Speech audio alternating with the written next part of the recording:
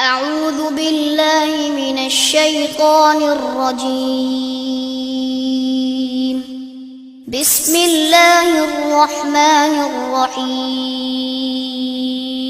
ونستعينه ونستغفره ونعوذ بالله من شرور أنفسنا ومن سيئات أعمالنا من يهده الله فلا مضل له ومن يضلل فلا هادي له وأشهد أن لا إله إلا الله وحده لا شريك له وأشهد أن محمدا عبده ورسوله.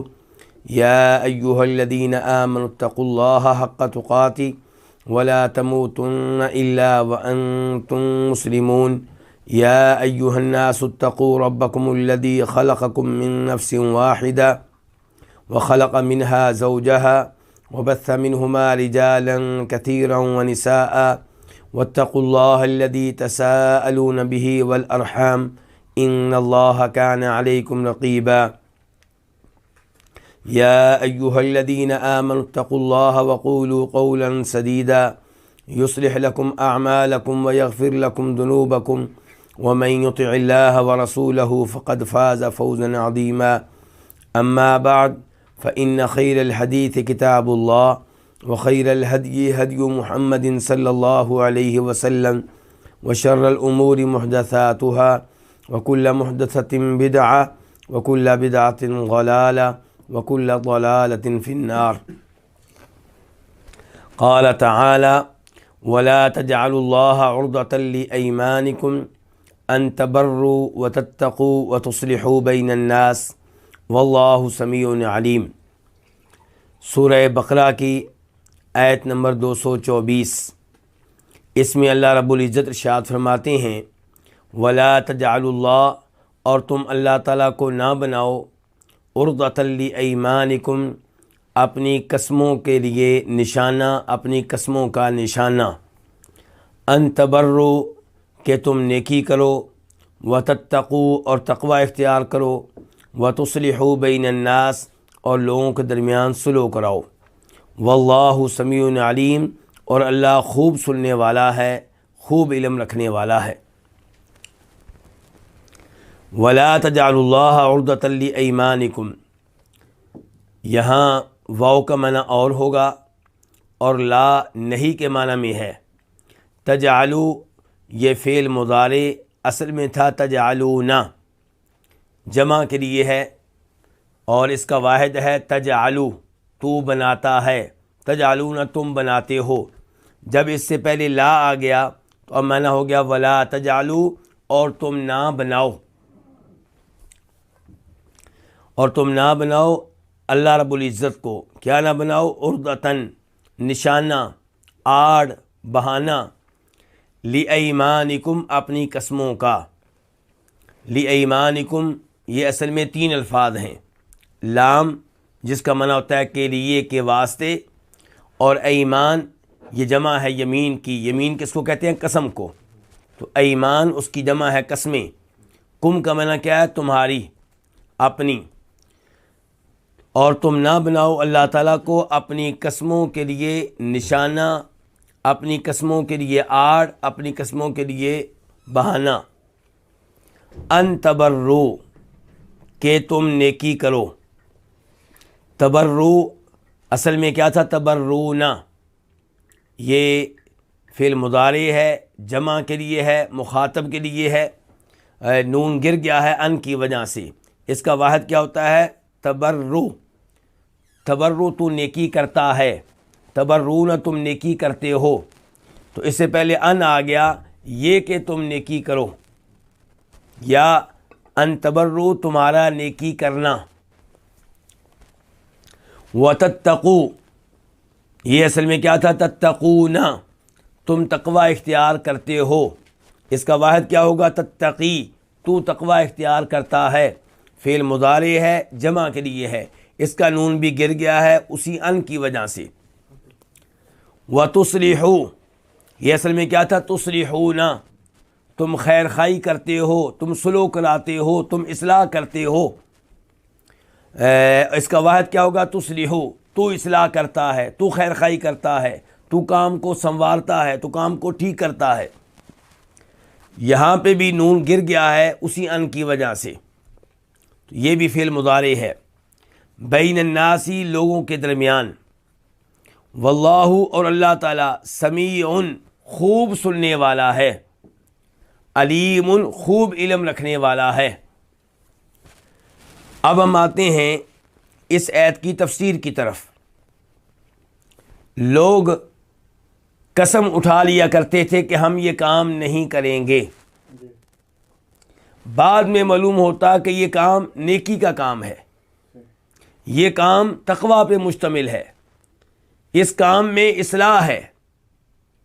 جب ان سے کہا جاتا کہ بھائی یہ تو نیکی کا کام ہے، کرو، یہ تو تقوی والا کام ہے، اسے اپناؤ، اس کام میں لوگوں کی خیر خواہی ہے، اس کام سے لوگوں کے درمیان صلح ہو سکتی ہے، آپ اس کام کو اپنائیں، تو وہ کہتے بھی ہم تو قسم اٹھا چکے ہیں۔ تو قسم کو آڑ بنا لیا جاتا نیکی کے کام میں، نیکی کے کام نہیں کریں گے، کیوں؟ کیونکہ قسم اٹھا چکے ہیں۔ نیکی کے کام نہیں کریں گے، کیوں؟ کیونکہ قسم اٹھا چکے ہیں، اور تقوی والا کام بھی نہیں کریں گے، کیوں؟ کیونکہ قسم اٹھا چکے ہیں۔ لوگوں کے درمیان صلح نہیں کرائیں گے، کیوں؟ اس لیے کہ قسم اٹھا چکے ہیں۔ تو اللہ کے نام کی قسم کو آڑ بنا لیا جاتا نیکی نہ کرنے کے لیے، تقوی اختیار نہ کرنے کے لیے، لوگوں کے درمیان صلح نہ کرانے کے لیے۔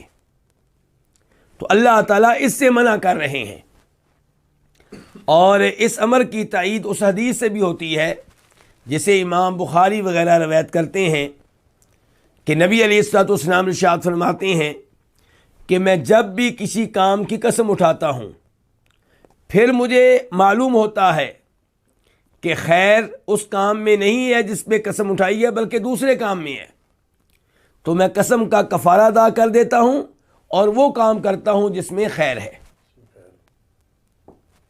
تو نبی علیہ الصلوۃ والسلام نے اس آیت کی طرح یہی ہم سے مطالبہ کیا ہے کہ آپ لوگ جب کسی کام کی قسم اٹھا لیں، بعد میں پتہ چلے کہ خیر اس کام میں ہے جس پہ آپ نے قسم اٹھائی ہے اس کے برعکس میں ہے، تو آپ اپنی قسم کو توڑ دیں، قسم کا کفارہ ادا کریں، اور اس قسم کو خیر کے کام میں رکاوٹ نہ بننے دیں۔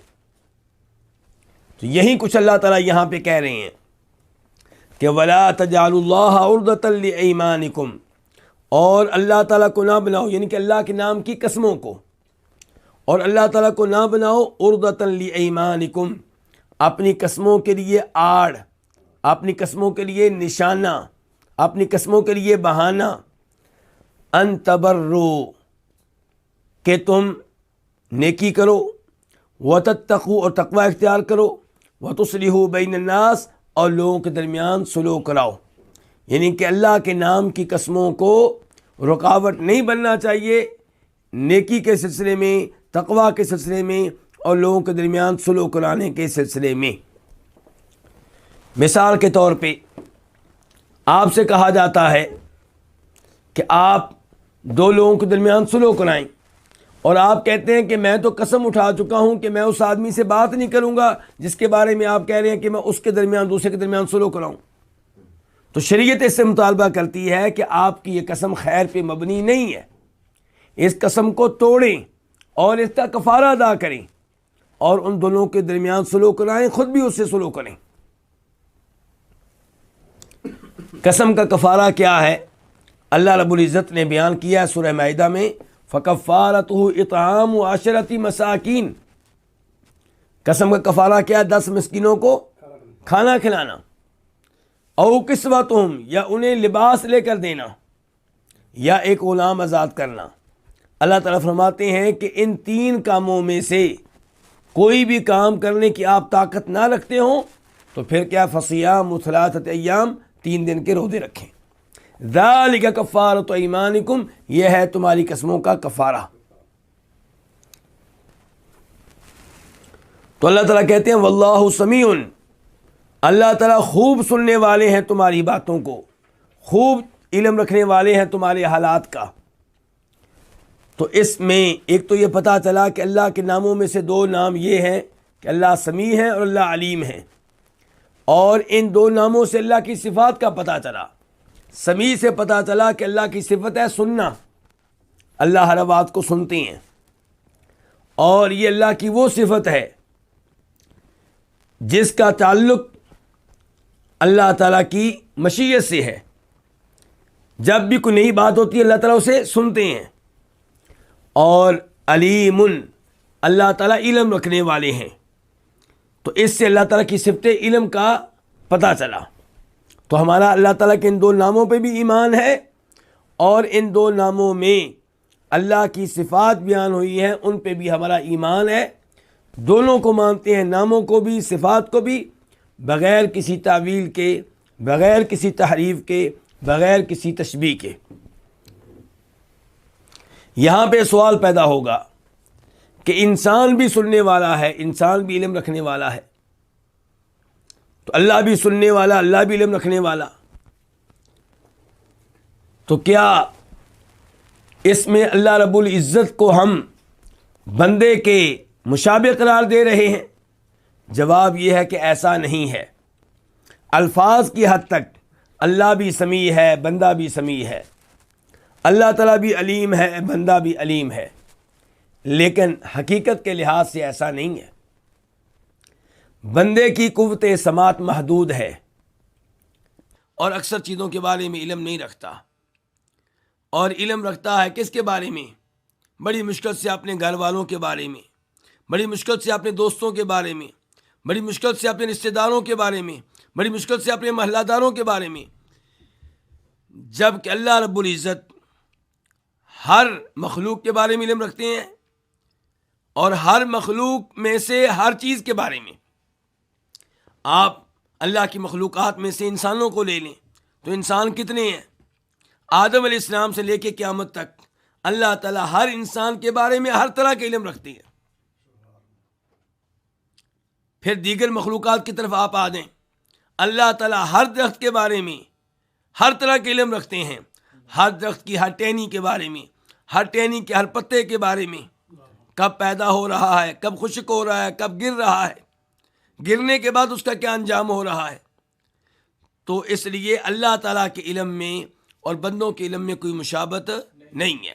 اللہ کا علم ویسے ہے جیسے خالق کے شایان شان ہے، اور بندے کا علم ویسے ہے جیسے بندے کے شایان شان ہے۔ جیسے بندہ خود ناقص ہے، کمزور ہے، اس میں کئی کوتاہیاں ہیں، اس میں کئی کمیاں ہیں، ایسے ہی اس کے علم میں کئی کمزوریاں ہیں، کئی کمیاں ہیں، کئی کوتاہیاں ہیں۔ اب ہم آتے ہیں اللہ رب العزت کے اس فرمان کی طرف جو آیت نمبر 225 میں ہے، لا یؤاخذکم اللہ باللغو فی ایمانکم ولکن یؤاخذکم بما کسبت قلوبکم واللہ غفور حلیم۔ اللہ تعالیٰ تمہارا مواخذہ نہیں کرے گا تمہاری قسموں میں لغو پہ، اور لیکن وہ تمہارا مواخذہ کرے گا اس پہ جو تمہارے دلوں نے کمایا، جس کا تمہارے دلوں نے قصد اور ارادہ کیا، اور اللہ تعالیٰ بہت بخشنے والا ہے، نہایت بردبار ہے۔ یہ تھا اس آیت کا ترجمہ۔ اب ہم آتے ہیں اس آیت کے الفاظ اور مفردات کی طرف۔ لا یؤاخذکم، یہ 3 الفاظ ہیں۔ لا یہ نفی کے لیے ہے، نہیں کے معنی کے لیے۔ یؤاخذ فعل مضارع ہے واحد کے لیے، وہ مواخذہ کرتا ہے۔ لا یؤاخذ وہ مواخذہ نہیں کرتا، وہ بات پرس نہیں کرتا، وہ بات پرس نہیں کرے گا، وہ مواخذہ نہیں کرے گا۔ کم تمہارا، اللہ اللہ تعالیٰ، باللغو لغو پہ، فی ایمانکم تمہاری قسموں میں۔ لغو کیا ہے؟ لغو وہ ہے جس میں ارادہ نہ ہو، جس میں قصد نہ ہو۔ مثال کے طور پہ آپ نے دیکھا ہوگا عرب حضرات کو کہ جب وہ قسم اٹھا رہے ہوتے ہیں تو قسم کا ارادہ نہیں رکھتے، لیکن ان کی عادت بن چکی ہے۔ عادت کے طور پہ وہ کہیں گے لا واللہ، نہیں اللہ کی قسم، بلا واللہ، کیوں نہیں اللہ کی قسم، جن کہ اللہ کی قسم میں یہ کام کروں گا، یا اللہ کی قسم میں یہ کام کیوں نہیں کروں گا۔ یہ قسم اٹھاتے ہوئے ان کا کوئی قصد یا ارادہ نہیں ہوتا قسم اٹھانے کا، تو اس کو کیا کہتے ہیں؟ لغو۔ بلکہ علماء کرام نے لغو قسم کی ایک اور صورت اور شکل بھی بیان کی ہے، وہ یہ کہ آپ قسم اٹھاتے ہیں ماضی کے بارے میں، کہ میں نے یہ کام کیا یا فلاں آدمی نے یہ کام کیا یا فلاں آدمی نے کام نہیں کیا، اپنی طرف سے آپ سچی قسم اٹھا رہے ہیں، لیکن بعد میں پتہ چلا کہ وہ قسم سچی نہیں تھی بلکہ غلط تھی۔ آپ نے قسم اٹھائی کہ اللہ کی قسم میرے والد صاحب گھر میں نہیں ہیں، کیونکہ آپ سمجھ رہے تھے کہ وہ گھر سے نکلے ہوئے ابھی تک واپس نہیں آئے، جب کہ واپس آ چکے تھے، گھر میں موجود تھے، لیکن جب آپ قسم اٹھا رہے تھے تب آپ کو یقین تھا وہ گھر میں نہیں ہے، تو آپ کی طرف سے آپ نے قسم کیا اٹھائی ہے؟ سچی، لیکن وہ قسم حقیقت میں کیا تھی؟ غلط تھی، تو اس کو بھی لغو قسم قرار دیا گیا ہے۔ دوسری قسم کیا ہوتی ہے؟ قسم کی دوسری قسم وہ کیا ہے؟ یمین غموس۔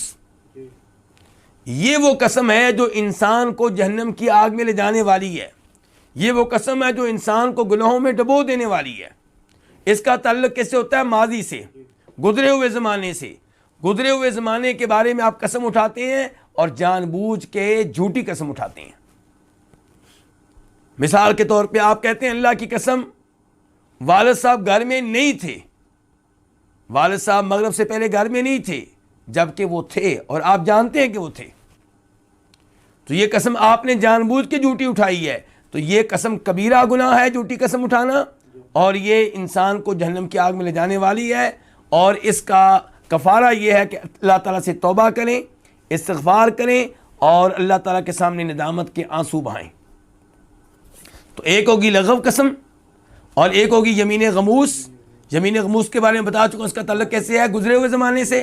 اور تیسری ہوگی یمین منعقدہ، اس کا تعلق ہوتا ہے مستقبل سے۔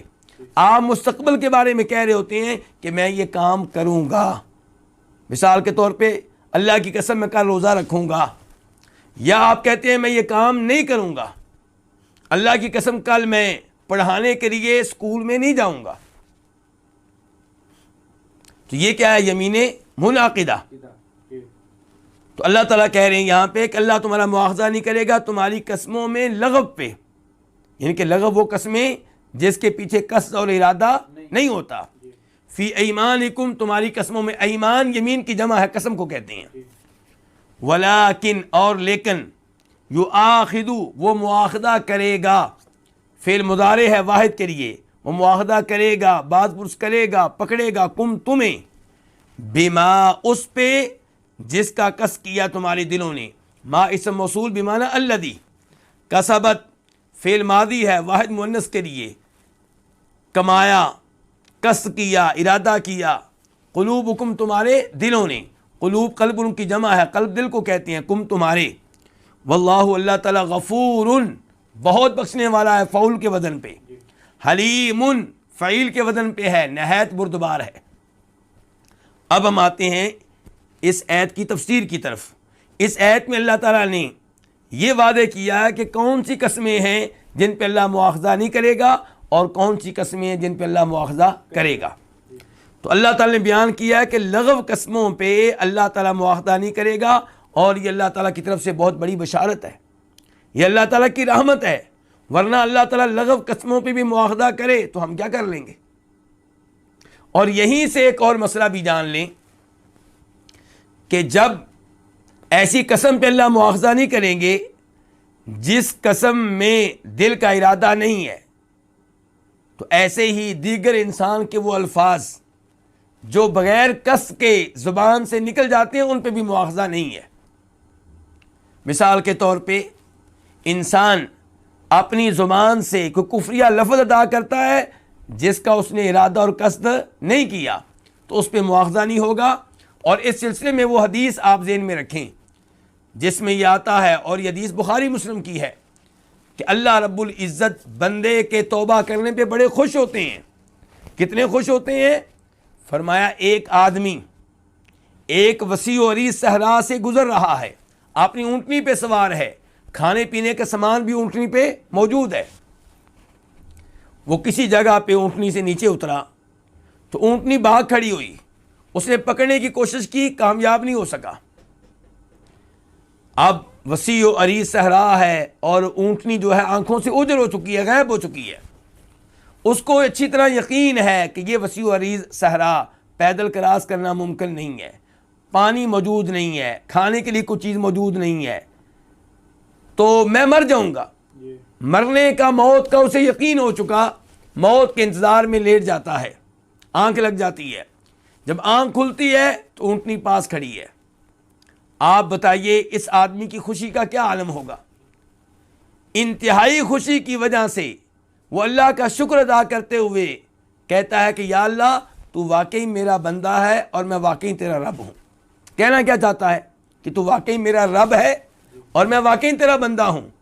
تو نے رب ہو کر میرے ساتھ رب والا معاملہ کیا ہے کہ میری اونٹنی مجھے واپس کر دی ہے، جس پہ میرا کھانا پینا بھی موجود ہے، اور بندے پہ رحم کرنا چاہیے، بندہ اپنے رب کا محتاج ہوتا ہے، تو نے میری مدد کی ہے۔ لیکن زبان سے الفاظ کیا نکلے ہیں؟ کہ تو واقعی میرا بندہ ہے۔ کہنا کیا تھا؟ تو واقعی میرا رب ہے۔ تو یہ الفاظ قصد کے بغیر نکلے ہیں، تو یہ الفاظ بھی لغو کہلائیں گے، ان پہ مواخذہ نہیں ہے۔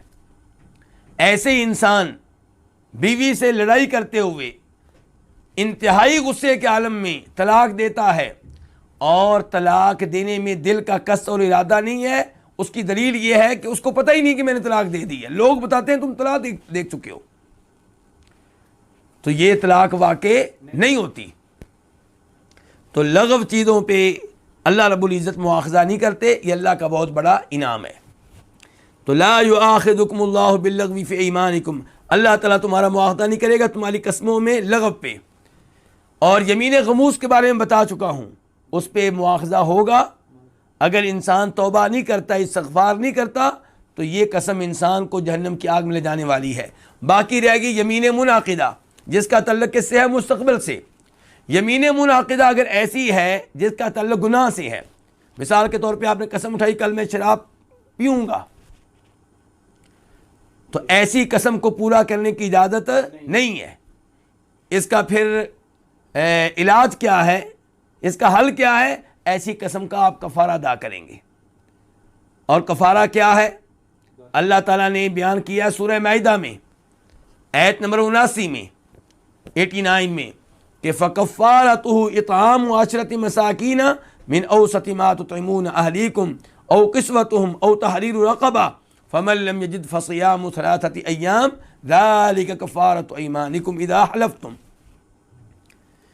کہ قسم کا کفارہ یہ ہے کہ 10 مسکینوں کو کھانا کھلائیں، یا 10 مسکینوں کو لباس لے کر دیں، یا ایک غلام آزاد کریں۔ ان تینوں کاموں میں کفارہ دینے والے کو اختیار دیا گیا، تینوں میں سے کوئی بھی کر لے۔ اور اگر ان تینوں میں سے کوئی نہ کر سکے پھر کیا کہا گیا ہے؟ کہ 3 روزے رکھ لو۔ لیکن 3 روزے رکھنے کا نمبر بعد میں ہے۔ جو 10 مسکینوں کو کھانا کھلا سکتا ہے اس کو 3 روزے رکھنے کی اجازت نہیں ہے۔ جو 10 مسکینوں کو لباس لے کر دے سکتا ہے اسے 3 روزے رکھنے کی اجازت نہیں ہے۔ 3 روزے وہ رکھے جو پہلے 3 کام نہیں کر سکتا۔ تو یہ ہے قسم کا کفارہ۔ دوسرے نمبر پہ یمین منعقدہ کیا ہے؟ کہ آپ نے نیکی کی قسم اٹھائی، لیکن نیکی ایسی جس پہ عمل کرنے کی آپ میں استطاعت ہی نہیں ہے۔ مثال کے طور پہ آپ نے قسم اٹھائی ہے کہ میں روزانہ روزہ رکھا کروں گا، جبکہ آپ روزانہ روزہ رکھنے کی طاقت نہیں رکھتے، آپ مریض ہیں، شوگر کے مریض ہیں۔ تو یہاں پہ اگر آپ قسم پہ عمل کر سکیں تو الحمدللہ، لیکن اگر آپ سمجھتے ہیں کہ میں عمل نہیں کر سکتا تو قسم کا کفارہ دیں گے۔ تیسرے نمبر پہ آپ قسم اٹھاتے ہیں کہ میں نیکی کا یہ کام کروں گا، اور وہ کام کرنے کی آپ استطاعت رکھتے ہیں، تو آپ پہ واجب ہے کہ وہ کام آپ کریں۔ مثال کے طور پہ آپ نے قسم اٹھائی کہ میں 3 روزے رکھوں گا، اور 3 روزے رکھنے کی آپ استطاعت رکھتے ہیں، تو یہ 3 روزے آپ رکھیں۔ چوتھے نمبر پہ یہ ہے کہ آپ نے قسم اٹھائی کسی جائز کام کی کہ میں یہ کام کروں گا، کل میں مثال کے طور پہ دکان کھولوں گا، اور اس پہ آپ نے قسم اٹھائی، تو اب آپ پہ واجب ہے کہ قسم اٹھائیں، آپ پہ واجب ہے کہ دکان کھولیں۔ اگر آپ دکان نہیں کھولیں گے تو یہاں پہ بھی آپ کو قسم کا کفارہ ادا کرنا ہوگا۔ اور یہاں پہ یہ اصول بھی ذہن میں رکھا جائے کہ اگر آپ کسی کام کے کرنے کی قسم اٹھاتے ہیں، بعد میں پتہ چلے کہ نہ کرنا اس میں خیر ہے، تو آپ وہ کام نہ کریں اور قسم کا کفارہ ادا کریں۔ اور اگر آپ نے قسم اٹھائی کہ میں یہ کام نہیں کروں گا، بعد میں پتہ چلا اس کام کے کرنے میں خیر ہے، تو آپ کو چاہیے کہ وہ کام آپ کریں اور قسم کا کفارہ ادا کریں۔ مثال کے طور پہ آپ نے قسم اٹھائی کہ میں اپنے فلاں رشتہ دار کو نہیں بلایا کروں گا، تو کیا یہ قسم خیر پہ مبنی ہے؟ نہیں، تو اس لیے آپ اس قسم کو توڑیں گے اور قسم کا کفارہ ادا کریں گے۔ تو اللہ تعالیٰ تمہارا مواخذہ نہیں کرے گا تمہاری قسموں میں لغو پہ، لیکن وہ تمہارا مواخذہ کرے گا بما کسبت قلوبکم، اس پہ جو کمایا ہے تمہارے دلوں نے، جس کا کسب کیا تمہارے دلوں نے۔ یعنی کہ ان الفاظ کی تفسیر آپ سورہ مائدہ کی آیت سے سمجھ سکتے ہیں۔ وہاں پہ اللہ نے کیا کہا ہے؟ وَلَٰكِن يُؤَاخِذُكُم بِمَا عَقَدتُّمُ الْأَيْمَانَ، اللہ تمہارا مواخذہ کرے گا اس پہ جس کا تمہارے دلوں نے کیا کیا ہے؟ ارادہ کیا ہے، پختہ عزم کیا ہے۔ واللہ غفور حلیم، اللہ بہت بخشنے والا ہے، نہایت بردبار ہے۔ یہ الفاظ بھی خوشخبری کی حیثیت رکھتے ہیں کہ لغو قسمیں بھی اللہ تعالیٰ معاف کرنے والا ہے، اس پہ حساب کتاب نہیں کرے گا۔ یمین غموس، جھوٹی قسم آپ نے اٹھائی، اللہ سے توبہ کر لیں، استغفار کر لیں، معافی مانگ لیں، تو اللہ وہ بھی بخشنے والا ہے۔ یمین منعقدہ کی بھی یہی صورتحال ہے کہ اگر آپ کوئی قسم مستقبل کے بارے میں اٹھا چکے اور پورا نہیں کر سکتے، کفارہ ادا کر دیں، تو اللہ تعالیٰ بخشنے والا ہے۔ حلیم، نہایت بردبار ہے۔ حلیم اسے کہتے ہیں جو اسے سزا دینے میں تاخیر کرے، جو سزا کا حقدار ہے۔ تو اللہ رب العزت کا یہ کرم ہے کہ اللہ تعالیٰ حلیم ہے، ورنہ اللہ تعالیٰ اگر ہمارے گناہوں پہ ہمیں فوری طور پہ پکڑیں تو کوئی بھی انسان اس زمین پہ زندہ نہ رہ سکے، لیکن اللہ تعالیٰ ہمیں مہلت دیتے ہیں، موقع دیتے ہیں کہ ہم اللہ سے توبہ کر لیں، معافی مانگ لیں، سنبھل جائیں۔ تو یہ تھی آیت نمبر 225۔ اس کے بعد اللہ رب العزت ارشاد فرماتے ہیں لِلَّذِينَ يُؤْلُونَ مِن نِّسَائِهِمْ تَرَبُّصُ 4 أَشْهُرٍ فَإِن فَاءُوا فَإِنَّ اللَّهَ غَفُورٌ رَّحِيمٌ، ان لوگوں کے لیے جو اپنی بیویوں سے جماع نہ کرنے کی قسم اٹھا لیتے ہیں، 4 مہینے کے لیے انتظار کرنا ہے۔ فَإِن فَاءُوا، پس اگر وہ رجوع کر لیں، فَإِنَّ اللَّهَ غَفُورٌ رَّحِيمٌ، تو بے شک اللہ تعالیٰ بہت بخشنے والا ہے، نہایت مہربان ہے۔ لِلَّذِينَ، یہ 2 لفظ ہیں، لام اور الذین۔ لام کا معنی کیا؟ کے لیے، کے واسطے۔ الذین اسم موصول ہے، الذی کی جمع ہے، وہ لوگ۔ یؤلون فعل مضارع ہے، جمع کے لیے ہے، وہ قسم اٹھاتے ہیں۔ آلا یؤلی، ایلا، ایلا کا معنی ہوتا ہے قسم اٹھانا، لیکن یہاں پہ آپ دیکھیں گے کہ یؤلون کے بعد کیا آیا ہے؟ من، تو اس لیے یؤلون اپنا اصل معنی ادا کرنے کے ساتھ ساتھ کسی ایسے فعل کا معنی بھی ادا کر رہا ہے جس کے بعد من آیا کرتا ہے، تو وہ فعل کیا ہوگا؟ یمتنعون۔ تو اب معنی ہوگا یؤلون کا کہ وہ جماع نہ کرنے کی قسم اٹھاتے ہیں، جماع نہ کرنے کی قسم اٹھاتے ہیں۔ یؤلون کا خالی معنی تھا قسم اٹھاتے ہیں، اور اب شریعت میں، اور اس لیے بھی کہ یؤلون کے بعد من آ گیا ہے، اب معنی یہ پیدا ہو گیا کہ بیویوں سے جماع نہ کرنے کی قسم اٹھاتے ہیں۔ تو یؤلون فعل مضارع ہے جمع کے لیے، واحد کیا اس کا؟ یؤلی۔ من نسائہم، اپنی بیویوں سے، نساء جمع ہے کس کی؟ امراتن کی، عورتیں، بیویاں۔ تربص، انتظار کرنا ہے، یہ مصدر ہے، اس کا معنی کیا؟ انتظار کرنا ہے۔ اربع کا معنی کیا ہوتا ہے؟ 4۔ اشہر کا معنی کیا؟ مہینے، یہ جمع ہے کس کی؟ شہرن کی، شہرن ایک مہینہ، اشہر کئی مہینے۔ فَإِن، 2 لفظ ہیں، فا اور ان، پس اگر، ان شرطیہ ہوا، فاؤ، وہ رجوع کر لیں، فاؤ فعل ماضی ہے جمع کے لیے، اس کا واحد کیا ہے؟ فا، اس نے رجوع کیا، یفیعو وہ رجوع کرتا ہے، تو فاؤ جمع کے لیے وہ رجوع کر لیں۔ فَإِنَّ اللَّهَ، فَإِنَّ، فا جو ہے یہ ان کا جواب ہے، تو اِنَّ جو ہے یہ تاکید کے لیے ہے، بے شک، یقیناً، بلا شبہ۔ فَإِنَّ اللَّهَ، بے شک اللہ تعالیٰ، غفور، بہت بخشنے والا ہے، فعول کا وزن ہے بہت بخشنے والا، رحیم، فعیل کا وزن ہے بہت رحم کرنے والا، نہایت مہربان۔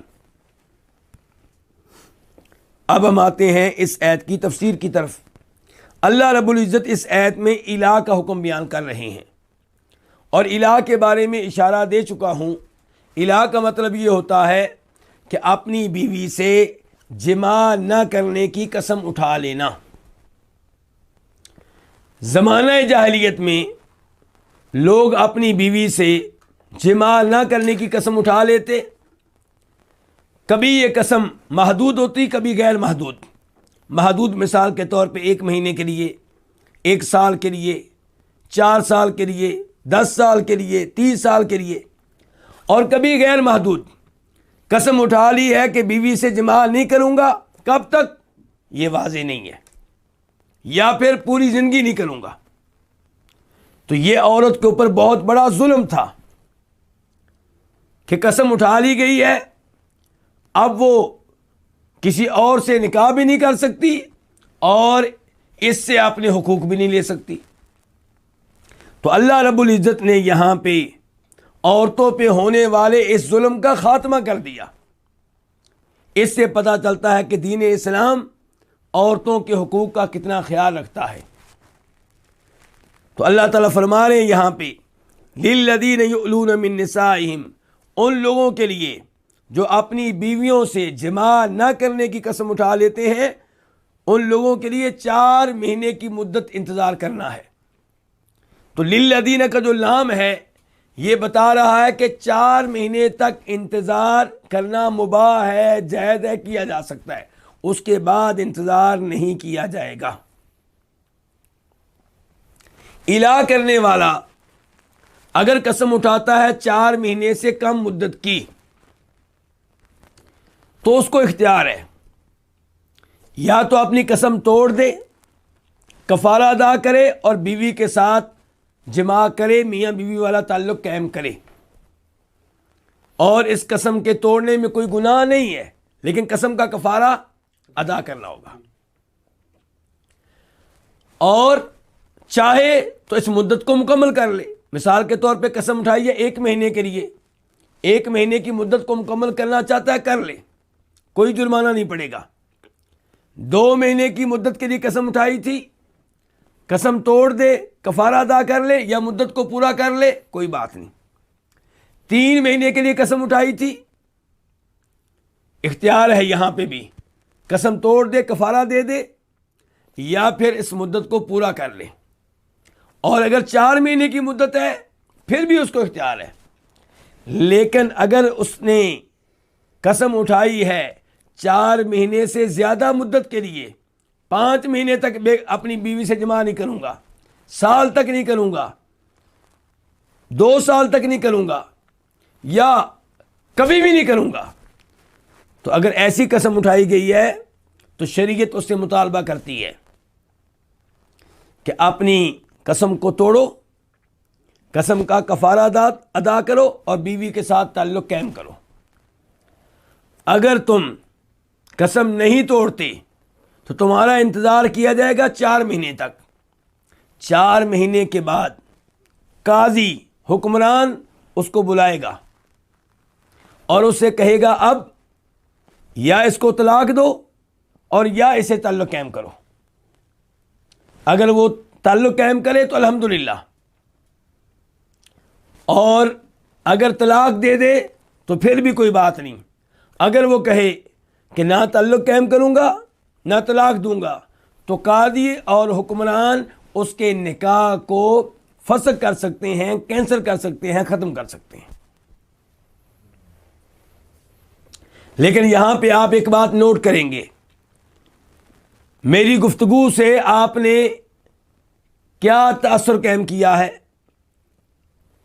کہ 4 مہینے کے بعد قاضی بلائے گا، خود بخود طلاق واقع نہیں ہوگی. اور یہی موقف ہے امام مالک کا، امام شافعی کا اور امام احمد کا. لیکن حنفی علماء کرام کا موقف یہ ہے کہ قسم اٹھانے کے بعد 4 مہینے گزر گئے اور اس نے قسم نہیں توڑی، بیگم سے تعلق قائم نہیں کیا، تو 4 مہینے کے بعد خود بخود طلاق ہو جائے گی. یعنی کہ وہ طلاق دے یا نہ دے، خود ہی طلاق واقع ہو جائے گی.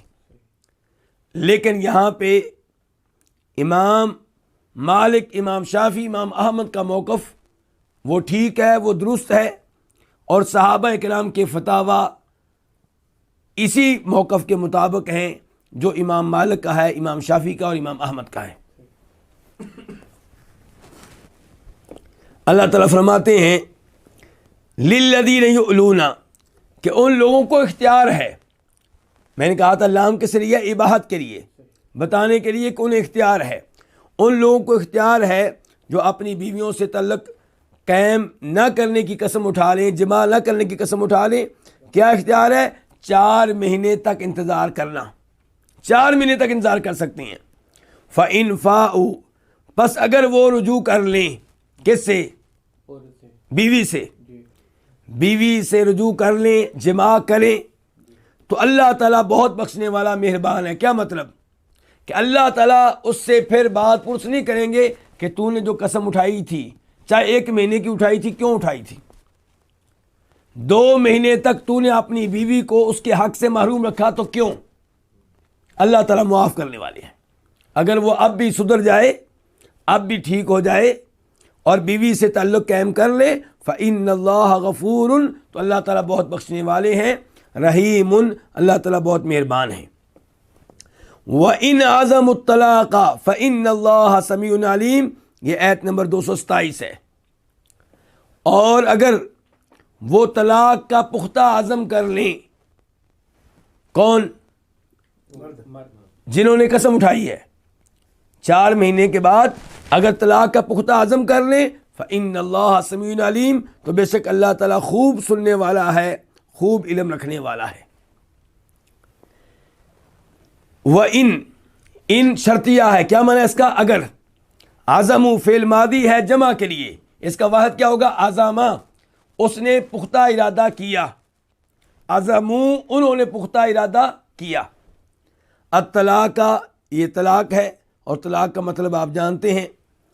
فَإِنَّ اللَّهَ، اِنَّا بے شک، یقیناً، سمیع خوب سننے والا ہے، علیم خوب علم رکھنے والا ہے. ان دو کے اوپر گفتگو آیت نمبر 224 کے ضمن میں ہو چکی ہے.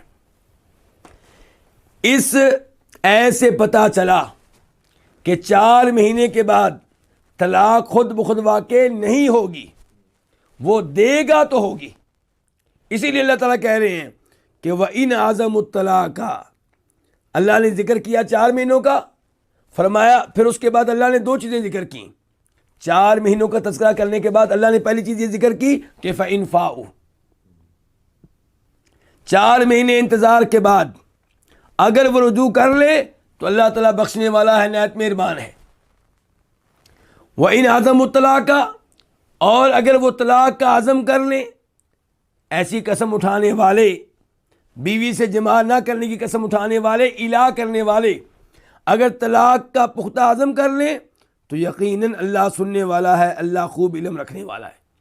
اس کا مطلب ہے کہ طلاق کا عزم کریں گے، طلاق دیں گے تو طلاق واقع ہوگی، خود بخود طلاق واقع نہیں ہوگی. یہاں پہ یہ ذکر کر دینا مناسب ہوگا کہ خود نبی علیہ الصلوۃ والسلام نے اپنی بیویوں سے الا کیا تھا. اس بارے میں حدیث بخاری شریف میں آتی ہے، لیکن آپ نے الا کیا تھا صرف 1 مہینے کے لیے. 1 مہینے کے بعد آپ اپنی بیویوں کے پاس تشریف لے آئے. 1 مہینہ آپ ان سے مکمل دور رہے. 1 مہینے کے بعد آپ تشریف لے کر آئے تو آپ سے کہا گیا، اللہ کے رسول علیہ الصلوۃ والسلام ابھی تو 29 دن ہوئے ہیں اور آپ نے مہینے کی قسم اٹھائی تھی، تو آپ نے کہا مہینہ 29 دنوں کا بھی ہوتا ہے، یعنی کہ یہ مہینہ کتنے دنوں کا ہے؟ 29 کا ہے۔ تو کہنے کا مطلب یہ ہے کہ نبی علیہ السلام نے الہا کیا تھا۔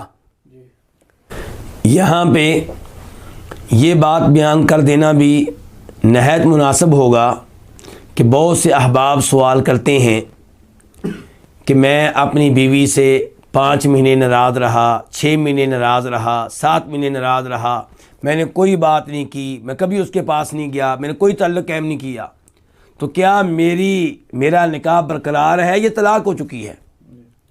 تو گزارش یہ ہے کہ اس طرح طلاق واقع نہیں ہوتی۔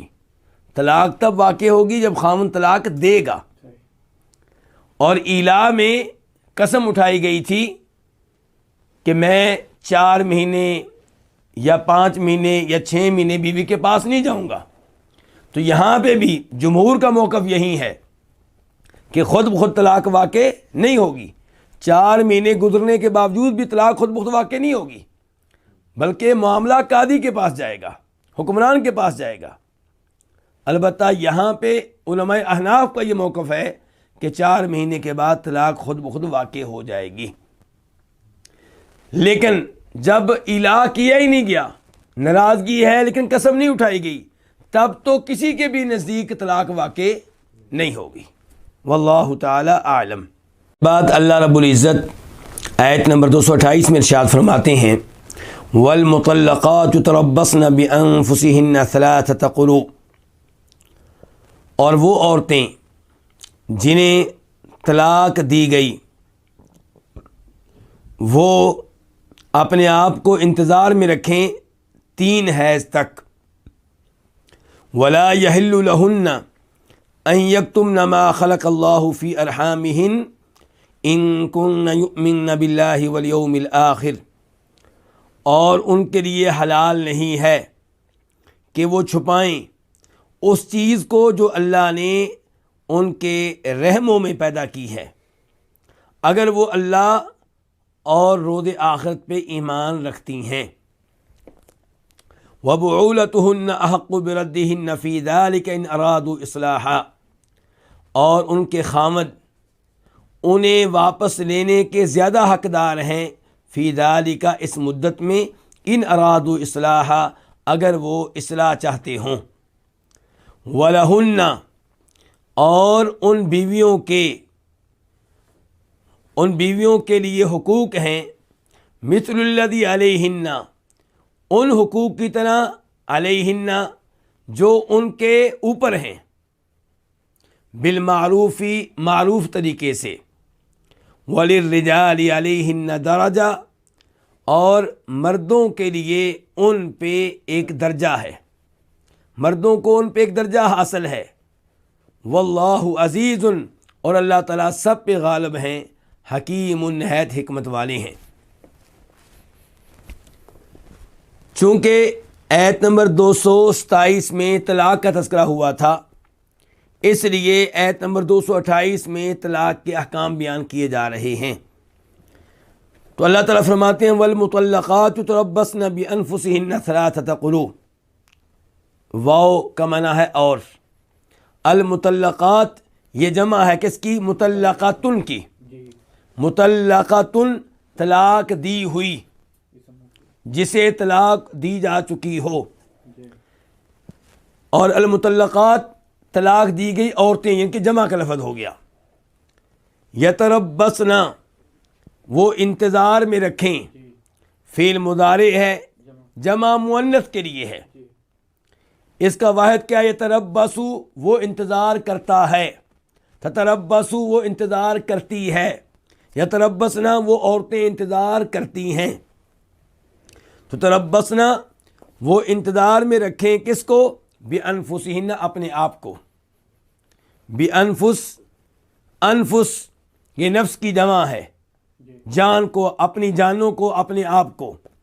ہن یہ ضمیر ہے مؤنث کے لیے، جیسے مردوں کے لیے ہم کہتے ہیں ہم، وہ، تو عورتوں کے لیے کہیں گے ہن، وہ عورتیں۔ تو یتربصن، وہ انتظار میں رکھیں، بِأَنفُسِهِنَّ، اپنے آپ کو۔ ثلاثۃ قروء، ثلاثہ کا معنی کیا ہوتا ہے؟ 3 قروء، یہ قرء کی جمع ہے، قرء کی جمع ہے، اور اس کا معنی کیا ہوتا ہے؟ اس کا معنی حیض کا بھی ہوتا ہے اور اس کا معنی طہر کا بھی ہوتا ہے۔ دونوں معنی اس لفظ کے ہمیں عربی لغات سے مل جاتے ہیں۔ عربی لغت میں قرء کا معنی حیض بھی ہوتا ہے اور اس کا معنی طہر بھی ہوتا ہے۔ طہر کا مطلب کیا؟ پاکیزگی کے ایام، وہ ایام جن ایام میں حیض نہیں آتا۔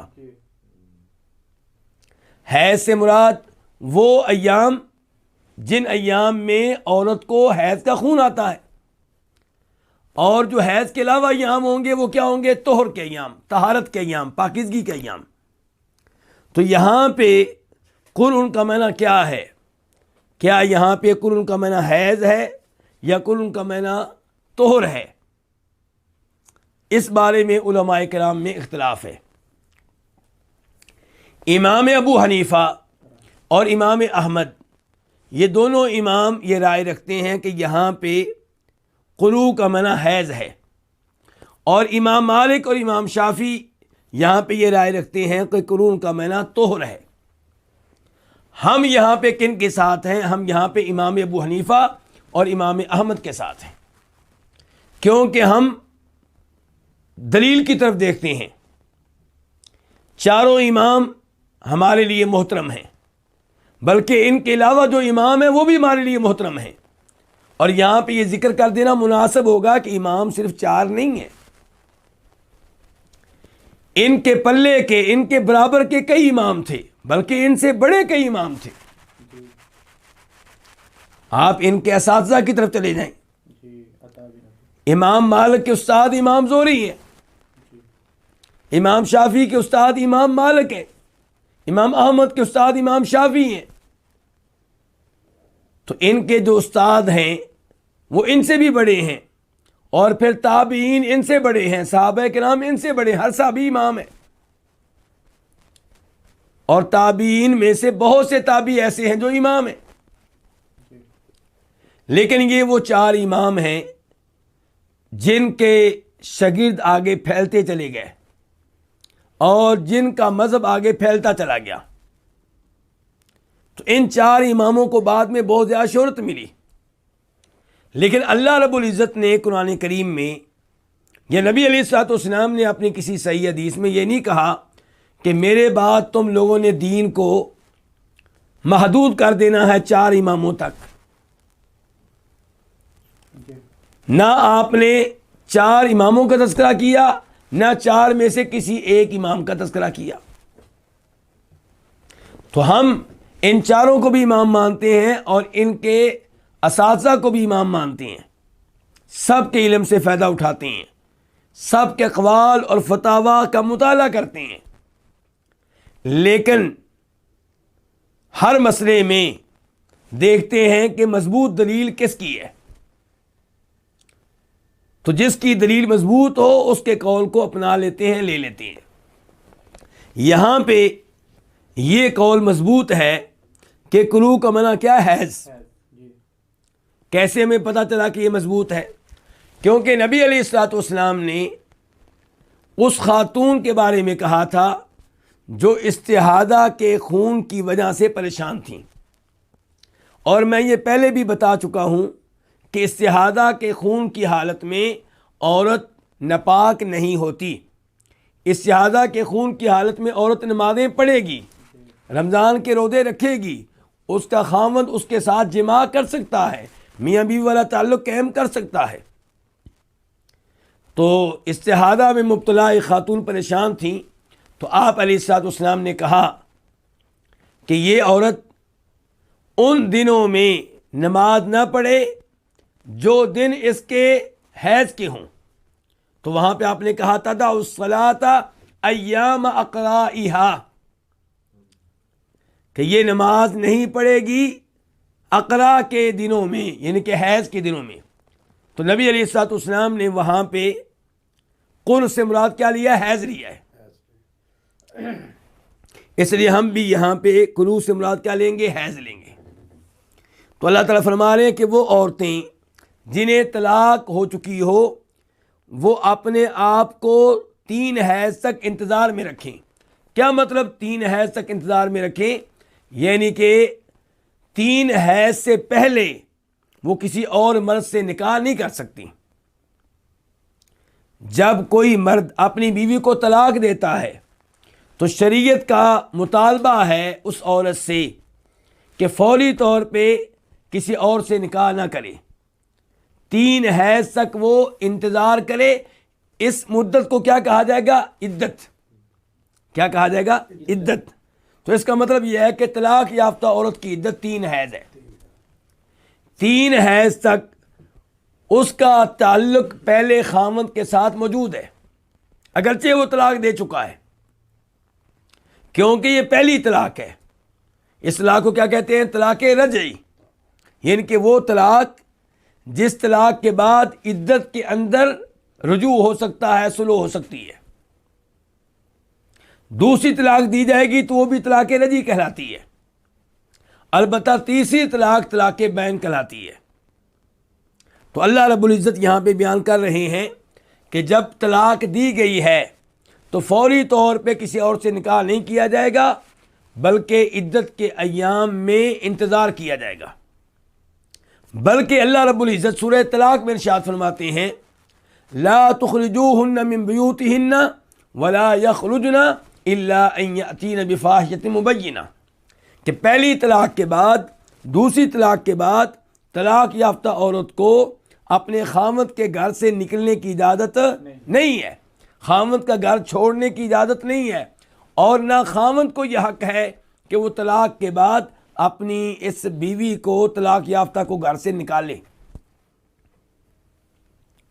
تو عدت کے ایام اسی خاوند کے گھر میں گزارے جائیں گے جو طلاق دے چکا ہے، لیکن کب؟ جب کہ طلاق پہلی ہو یا دوسری طلاق ہو۔ البتہ جب تیسری اور آخری طلاق دی جائے گی تو اس کے بعد وہ عورت اپنے طلاق دینے والے خاوند کا گھر چھوڑ دے گی، سابقہ خاوند، یعنی کہ طلاق دینے کے بعد تو سابقہ خاوند بن گیا، اس کا گھر چھوڑ دے گی، اس کے گھر میں اب نہیں رہے گی۔ پہلی طلاق کے بعد رہے گی، کیوں؟ شریعت چاہتی ہے کہ یہ ادھر ہی رہے، اس کا طلاق دینے والا خاوند بھی ادھر ہی موجود ہو تاکہ دونوں میں صلح ہو جائے، دونوں میں سے کوئی ایک دوسرے کو راضی کر لے، اور ایسا 3 مہینے تک، یعنی کہ 3 حیض تک ہو سکتا ہے۔ اب 3 حیض آنے تک کتنے ہی ایسے ایام آئیں گے جن ایام میں صلح کا موقع پیدا ہوگا۔ تو شریعت ہمارے گھروں کو اجڑنے سے بچانا چاہتی ہے، اس لیے شریعت نے عدت مقرر کی ہے کہ طلاق کے بعد فوری طور پہ یہ عورت کسی اور جگہ نکاح نہیں کر سکتی، بلکہ اپنے آپ کو روک کر رکھے 3 حیض آنے تک۔ یہاں پہ یہ سوال اٹھے گا کہ کیا ہر طلاق یافتہ عورت کی یہی عدت ہے؟ جواب یہ ہے کہ نہیں، ایسا نہیں ہے۔ اللہ رب العزت نے سورہ طلاق میں واضح کیا کہ وہ عورت جو حمل کی حالت میں ہو اور اسے طلاق ہو جائے تو اس کی عدت حمل سے فارغ ہونا ہے۔ فرمایا وَأُولَاتُ الْأَحْمَالِ أَجَلُهُنَّ أَن يَضَعْنَ حَمْلَهُنَّ۔ دوسرے نمبر پہ وہ عورت جو اتنی بوڑھی ہو چکی ہے کہ حیض کا خون آنا بند ہو چکا ہے، اس کی عدت 3 حیض نہیں ہو سکتی، کیونکہ اسے حیض کا خون آتا ہی نہیں۔ ایسے ہی وہ لڑکی جس کی بالغ ہونے سے پہلے شادی ہو گئی، اسے حیض کا خون نہیں آتا، اس کے خاوند نے اس کو طلاق دے دی، تو اس کی عدت کیا ہوگی؟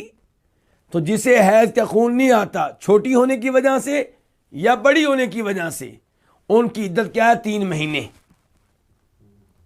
یہ بھی اللہ نے کہاں بیان کیا ہے؟ سورہ طلاق میں واللائی یئسن من المحیض من نسائکم ان ارتبتم فعدتہن 3 اشہر واللائی لم یحضن۔ اس کے ساتھ ساتھ یہ بھی بتا دوں کہ وہ عورت، وہ لڑکی جس کا نکاح ہوا لیکن ابھی اس کے خاوند نے اس کے ساتھ کوئی بھی تعلق قائم نہیں کیا تھا، اس سے پہلے ہی اسے طلاق دے دی، اس عورت کے ذمے کوئی عدت نہیں ہے۔ سورہ احزاب میں اللہ تعالیٰ فرماتے ہیں یا ایھا الذین آمنوا اذا نکحتم المؤمنات ثم طلقتموہن من قبل ان تمسوہن فما لکم علیہن من عدت تعتدونہا فمتعوہن وسرحوہن سراحا جمیلا، کہ اے ایمان والو، جب تم مومن عورتوں سے نکاح کرو پھر ان کے ساتھ تعلق قائم کرنے سے پہلے ان کو طلاق دے دو تو ان کے ذمے تمہارے لیے کوئی عدت نہیں ہے۔ اصل کلام یہ ہے کہ یہاں پہ اللہ رب العزت نے جب یہ کہا کہ وہ عورتیں جنہیں طلاق ہو چکی ہے وہ اپنے آپ کو 3 حیض تک انتظار میں رکھیں، تو اس سے مراد وہ عورتیں لی جائیں گی جنہیں طلاق ہوئی تو وہ حمل کی حالت میں نہیں تھیں اور ان کے خاوند کا ان کے ساتھ کم از کم ایک بار تعلق قائم ہو چکا تھا اور وہ زندگی کے ان ایام میں تھیں جن ایام میں انہیں حیض کا خون آتا تھا، تو ایسی عورتیں جب انہیں طلاق ہو جائے تو 3 حیض تک انتظار کریں گی۔ اس کے بعد اللہ تعالیٰ فرماتے ہیں وَلَا يَحِلُّ لَهُنَّ أَن يَكْتُمْنَ مَا خَلَقَ اللَّهُ فِي أَرْحَامِهِنَّ إِن كُنَّ يُؤْمِنَّ بِاللَّهِ وَالْيَوْمِ الْآخِرِ۔ ولا واو کا معنی کیا ہے؟ اور لا یحل حلال نہیں ہے، لا نفی کے لیے ہے، یحل فعل مضارع ہے واحد کے لیے، لہن ان کے لیے، یہ 2 لفظ ہے لام اور ہنہ۔ لام کا معنی کیا ہوتا ہے؟ کے لیے، کے واسطے، اور ہنہ یہ ضمیر ہے عورتوں کے لیے، جمع مؤنث کے لیے، لہن ان کے لیے، اور ان کے لیے حلال نہیں ہے۔ کن کے لیے؟ وہ عورتیں جنہیں طلاق ہو چکی ہے۔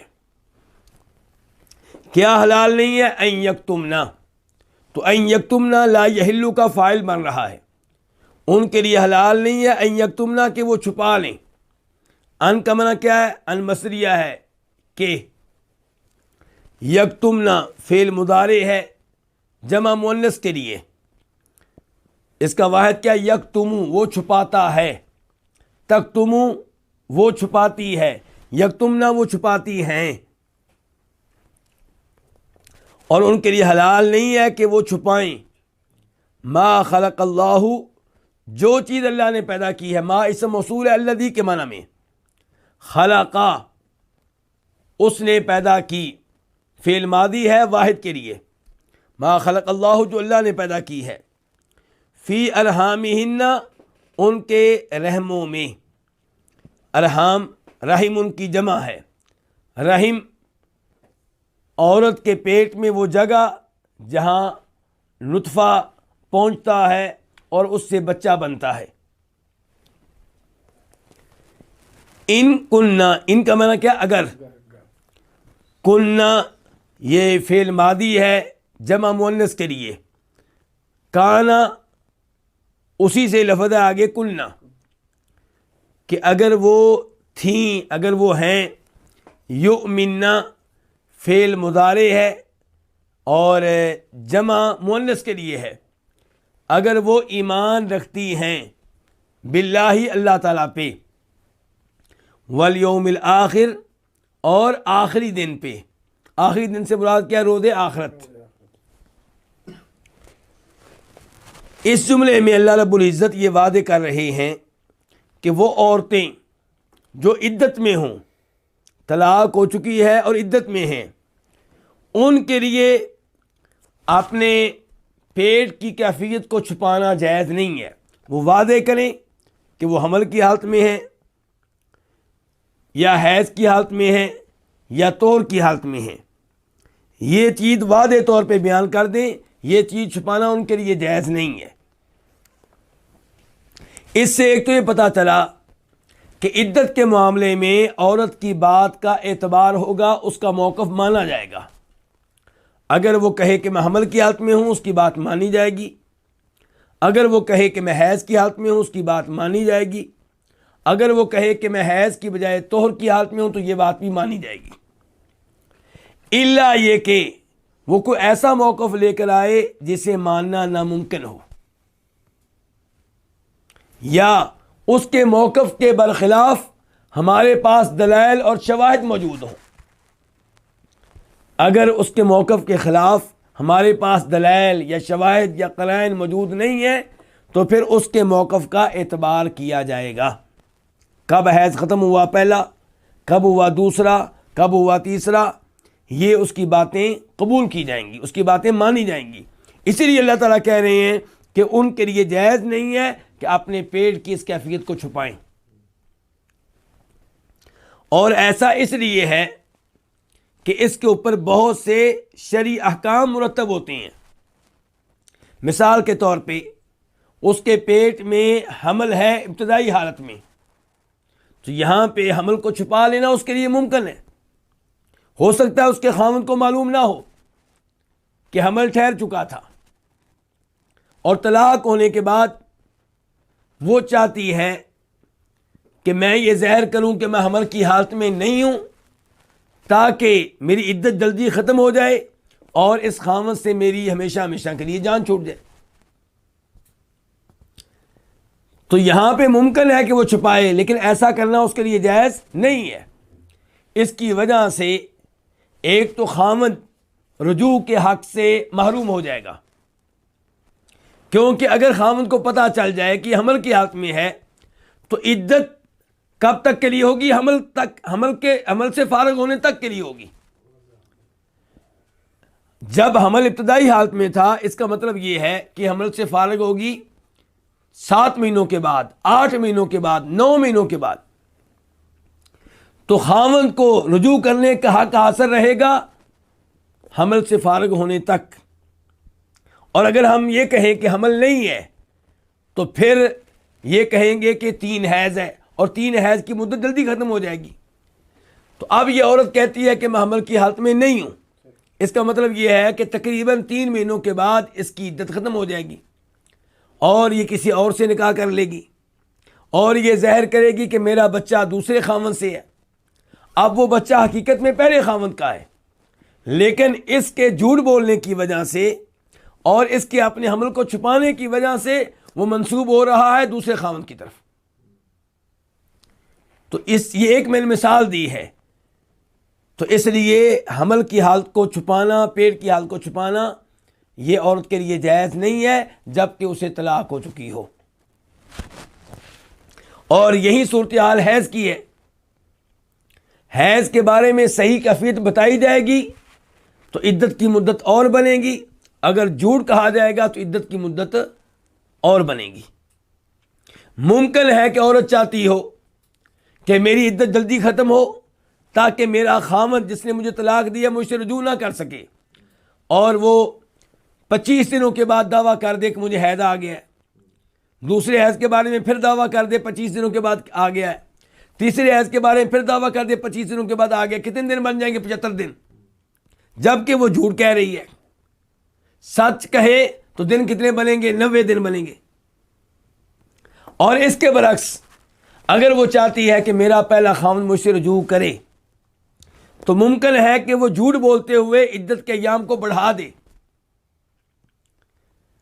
حیض کا خون آ چکا تھا پہلی بار 25 دنوں کے بعد، اور وہ کہہ رہی ابھی تک نہیں آیا، وہ ظاہر کر رہی ہے کہ 30 دنوں کے بعد آیا، 32 دنوں کے بعد آیا، 33 دنوں کے بعد آیا، تو اس نے جھوٹ بول کر عدت کے ایام کو بڑھا دیا، اور وہ 70 کی بجائے 80 کی بجائے 90 دن ہو گئے، 100 دن ہو گئے، 105 دن ہو گئے۔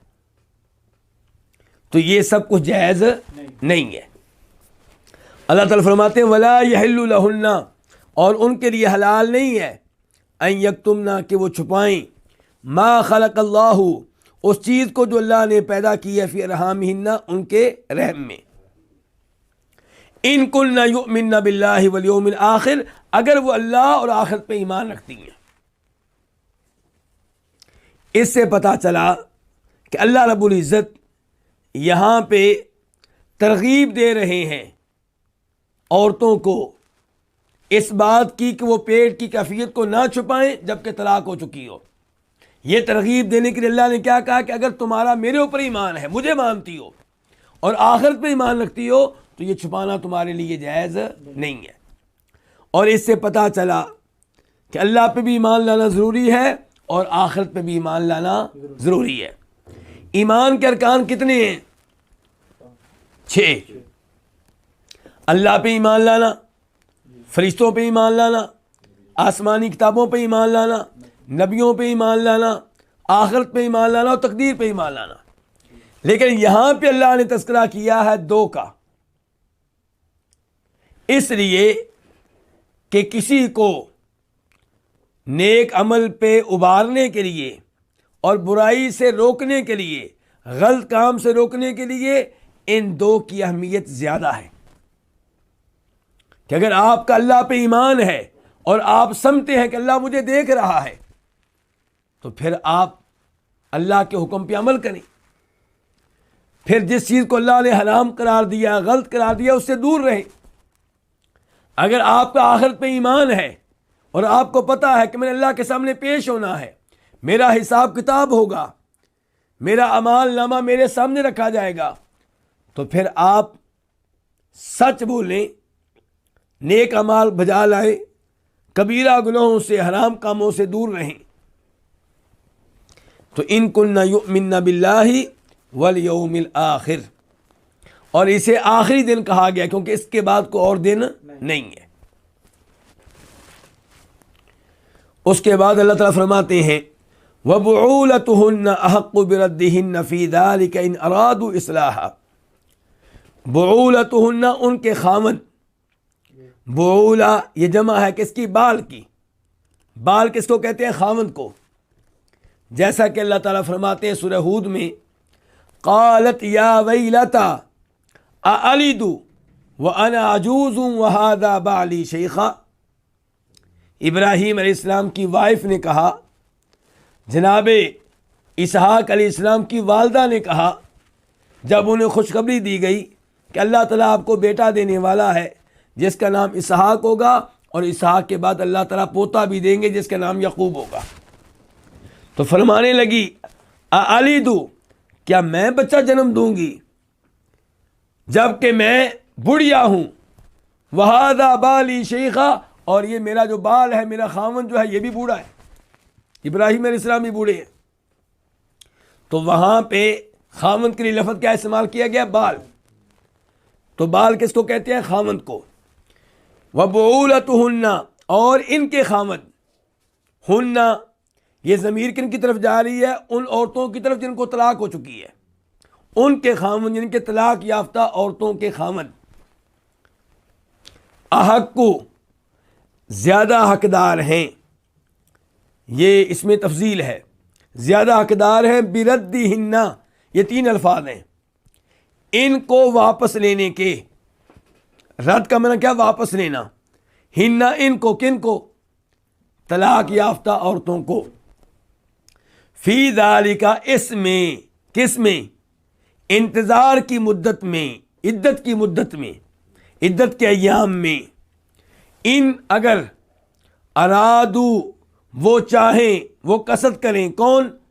طلاق دینے والے خاوند کیا چاہیں؟ اصلاحاً، اصلاح چاہیں۔ اگر وہ واقعی صلح چاہتے ہیں، خاوند بیوی کے مابین تعلق ٹھیک ہو جائے، خاوند یہ چاہتا ہے، تو پھر انہیں رجوع کرنے کا زیادہ حق حاصل ہے۔ اللہ تعالیٰ فرماتے ہیں وَبُعُولَتُهُنَّ أَحَقُّ بِرَدِّهِنَّ، اور ان طلاق یافتہ عورتوں کے خاوند ان کو واپس لینے کے زیادہ حقدار ہیں عدت کے دوران۔ عدت واضح کر دی گئی، کتنی؟ 3 حیض۔ اور حمل والی عورت کی عدت کیا ہے؟ حمل سے فارغ ہونا۔ اور جو عورت حیض سے فارغ ہو چکی ہے، بوڑھی ہو چکی ہے، حیض کا خون آنا بند ہو چکا ہے، اس کی کتنی ہے؟ 3 مہینے۔ جو چھوٹی بچی ہے اس کی کتنی ہے؟ 3 مہینے۔ تو طلاق یافتہ عورتیں جب تک عدت میں ہیں تب تک ان کے خاوند ان سے رجوع کریں تو رجوع کو مانا جائے گا، بیوی مانے یا نہ مانے، بیوی راضی ہو یا نہ ہو۔ اور یہاں پہ اللہ نے کہا ان کے خاوند زیادہ حقدار ہیں۔ لفظ کیا ہے؟ تفضیل کا۔ تو خاوند کس کے مقابلے میں زیادہ حقدار ہیں؟ ان عورتوں کے مقابلے میں. یعنی کہ ہو سکتا ہے عورت کی رائے یہ ہو کہ رجوع نہیں ہونا چاہیے، عورت کی رائے یہ ہو کہ میری اس سے جان چھوٹ جائے، میری اس سے صلح میں نہیں چاہتی. اللہ تعالیٰ کہتے ہیں کہ تو چاہتی ہے یا نہیں چاہتی، لیکن اللہ نے اس خاوند کو یہ حق دیا ہے کہ عدت کے دوران وہ رجوع کر سکتا ہے.